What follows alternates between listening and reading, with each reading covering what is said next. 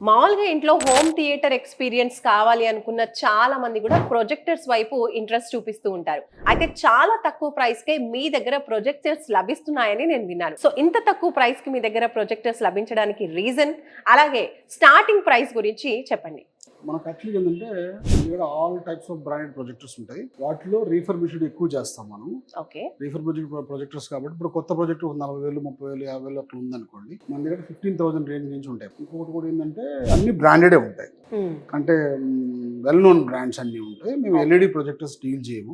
All branded projectors deal చేస్తాము. Starting వచ్చేసి ప్రస్తుతానికి ఒక లాట్ వచ్చింది. ఒక 15,000 నుంచి స్టార్ట్ చేసాము. 15,000, 17,000, 18,000 అప్ టు 1.5 lakh వరకు నేను మన దగ్గర.